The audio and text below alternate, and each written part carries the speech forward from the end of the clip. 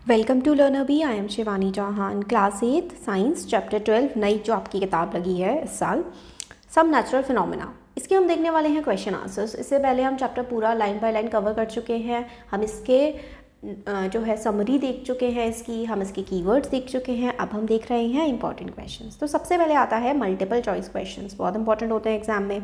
पहला क्वेश्चन है, an electroscope is a device which is use to find if an object is, वो charge है या फिर नहीं है। देखो इलेक्ट्रोस्कोप से रिलेटेड एक्टिविटी भी है और उस एक्टिविटी में हम लोग यही देख रहे हैं कि भाई ऑब्जेक्ट चार्ज है या फिर नहीं है। तो electroscope is a device which is use to detect whether an object is charge और नॉट। तो वो एक्टिविटी जो है उसमें क्या होता है, हमें दिखाते हैं कि इसमें दो स्ट्रिप्स लगी हुई होती हैं और अगर सिमिलर चार्ज होता है तो वो एक दूसरे से स्ट्रिप दूर चली जाती हैं और अगर ऑपोजिट चार्ज होते हैं तो एक दूसरे की तरफ आ जाती हैं, क्योंकि similar charges repel each other and opposite charges attract each other. Next है question number 2, electric current is to be passed from one body to another. ठीक है, इलेक्ट्रिक करंट को हमें एक बॉडी से दूसरी बॉडी में पास करना है। For this purpose to bodies must be joined. ठीक है, तो हमें इलेक्ट्रिक करंट को एक बॉडी से दूसरी बॉडी में ट्रांसफ़र करना है। इसके लिए दोनों बॉडीज़ को हमें जोड़ना पड़ेगा, तभी तो इलेक्ट्रिक करंट ट्रांसफ़र होगा। बाय कैसे आप लोग उसको जोड़ सकते हैं, कॉपर वायर की मदद से आप लोग जोड़ सकते हैं, क्योंकि कंडक्टर होना चाहिए ना।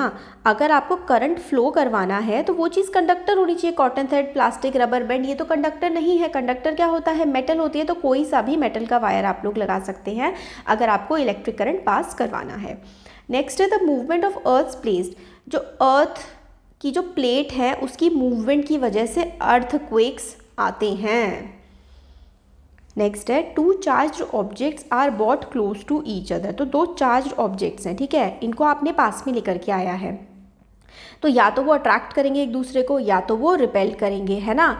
और वो किस चीज़ पर डिपेंड करेगा, वो डिपेंड करेगा कि कौन सा चार्ज है। ठीक है, अगर दोनों के दोनों पॉजिटिव चार्ज वाले हैं या दोनों के दोनों निगेटिव चार्ज वाले हैं तो ये एक दूसरे से दूर जाएंगे।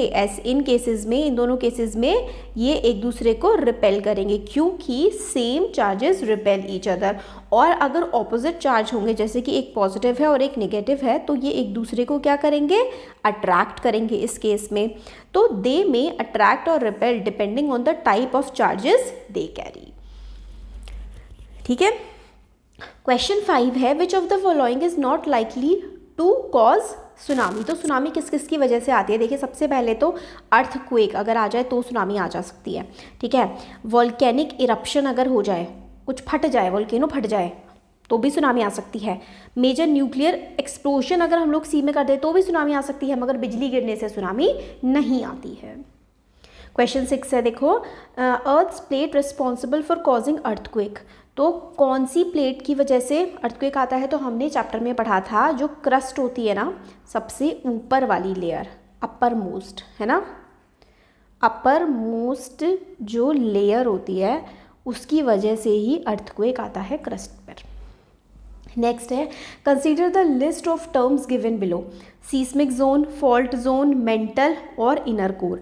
The boundaries of earth plate are known as. तो जो बाउंड्री होती है अर्थ प्लेट की उसको हम लोग क्या बोलते हैं, तो देखो वो हमारे होते हैं फॉल्ट जोन्स होते हैं। ठीक है, तो हमारा इसका आंसर हो जाएगा ये वाला 1 और 2। तो सीस्मिक जोन और फॉल्ट जोन ये वाले दोनों के दोनों हमारे जो टर्म्स हैं वो अर्थक्वेक में हम लोग बाउंड्री में यूज़ करते हैं।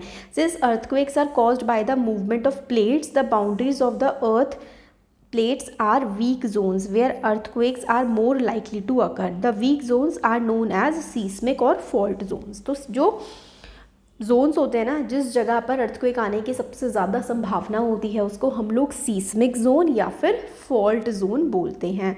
तो this question is quite important. वैसे तो ये सारे के सारे ही बहुत इंपॉर्टेंट हैं। नेक्स्ट क्वेश्चन है, आउटर मोस्ट लेयर जो होती है अर्थ की उसको हम लोग क्रस्ट बोलते हैं। Major earthquakes are likely to occur in. तो हम लोगों ने देखा था कि मेजर अर्थक्वेक कहाँ पर आ सकते हैं हमारे देश में। हमने चैप्टर में पढ़ा था कश्मीर वाला रीजन, नॉर्थ ईस्ट वाला रीजन, रण ऑफ कच्छ वाला रीजन, है ना। तो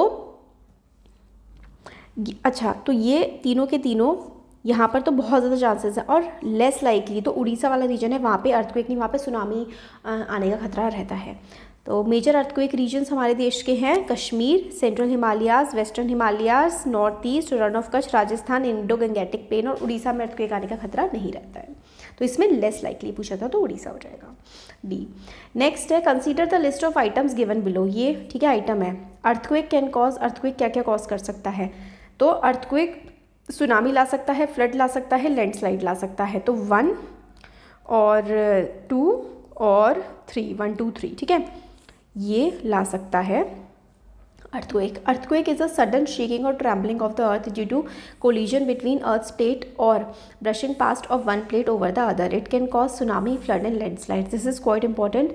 अर्थ जो हिलती है वो कैसे होती है? जो प्लेट्स होती हैं या तो वो टकरा जाती हैं आपस में या फिर एक दूसरे को ऐसे घिसट के निकल जाती हैं, तभी अर्थक्वेक आता है।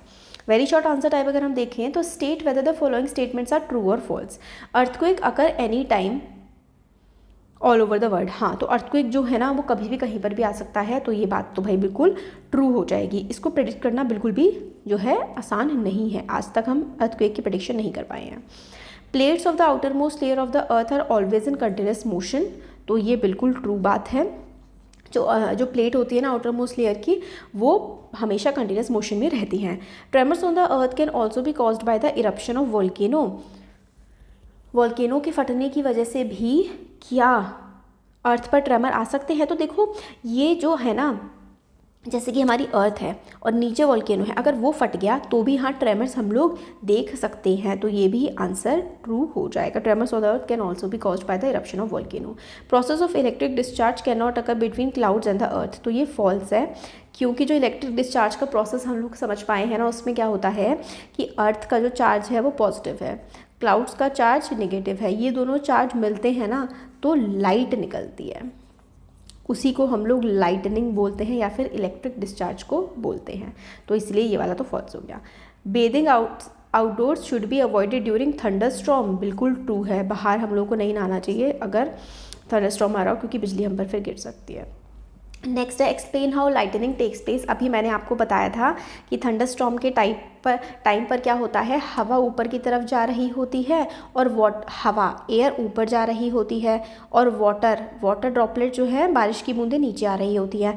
तो इसकी वजह से क्या होता है, सेपरेशन ऑफ चार्जेस हो जाता है। तो पॉजिटिव निगेटिव चार्जेस एक दूसरे से टकराते हैं और उसकी वजह से क्या होता है, लाइटनिंग क्रिएट हो जाती है। Mention 3 precautions that you will take to protect yourself if earthquake strike। तो आप लोगों को क्या करना चाहिए, आपको अपने घर में हैं तो अगर आपके आसपास की भारी चीज़ें हैं वहाँ से दूर हो जाना चाहिए, टेबल के नीचे छुप जाना चाहिए, सेफ प्लेस पर चला जाना चाहिए, टॉल बिल्डिंग्स या फिर ट्रीज के आसपास नहीं रहना चाहिए। अगर आप बेड पर हैं तो अपने सर को एक पिलो से कवर कर लेना चाहिए। नेक्स्ट है what are the precautions you should take if lightning occurs while you are outside the house. अगर आप घर के बाहर हैं, लाइटनिंग आ जाए तो आपको या तो बिल्कुल बेंड हो जाना चाहिए, आपको अंडरनीथ नहीं खड़ा होना चाहिए, किसी रॉड के आसपास नहीं खड़ा होना चाहिए, ऊंचे ट्री के आसपास नहीं खड़ा होना चाहिए, किसी फाउंटेन के आसपास नहीं खड़ा होना चाहिए, पानी वाली जगह के पास नहीं रहना चाहिए, ट्रैक्टर या फिर मेटल इक्विपमेंट से जो है वो दूर रहना चाहिए। और ऐसे करके मुड़ करके जो है, हमने बुक में पिक्चर देखी थी ना, मुड़ करके ऐसे घुटने से मोड़ करके बैठ जाना चाहिए, सर नीचे करके। तो ये काफ़ी ज़्यादा इंपॉर्टेंट क्वेश्चंस हैं जो आपके एग्जाम पॉइंट ऑफ व्यू से इंपॉर्टेंट है और एग्जाम में आ सकते हैं। वीडियो पसंद आया तो like share subscribe. Thank you.